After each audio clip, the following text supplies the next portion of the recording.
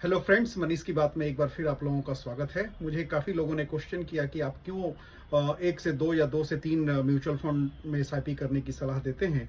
तो मैं बताऊं कि अगर आप दो से तीन या तीन से चार अगर बहुत ज़्यादा म्यूचुअल फंड में एसआईपी करते हैं तो आपका जो रिटर्न होता है वो काफ़ी कम हो जाने की संभावना अधिक होती है। क्योंकि एक म्यूचुअल फंड आप लेते हैं तो उसमें कम से कम 50 से 100 या 100 से 150 आपको स्टॉक्स रहते हैं उसमें।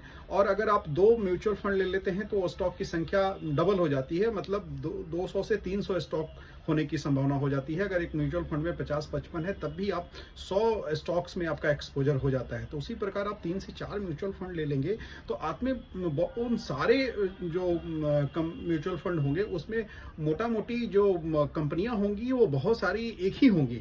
तो आप एक ही कंपनियों में आपका निवेश चला जाएगा तो बहुत ज़्यादा ओवरलैपिंग हो जाएगी कंपनियों की। तो आप ओवरलैपिंग से बचें। एक से दो म्यूचुअल फंड में अगर आप 10,000 की एसआईपी करते हैं तो 5-5 हज़ार की एसआईपी दो म्यूचुअल फंड में कर सकते हैं।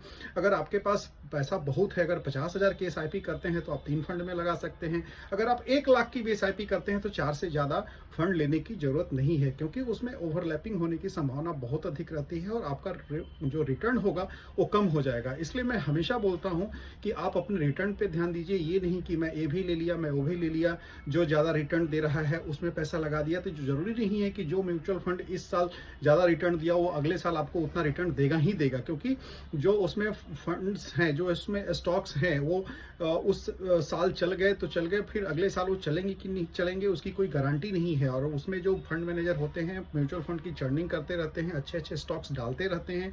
तो मेरा यही कहना है कि आप ओवरलैपिंग से बचें।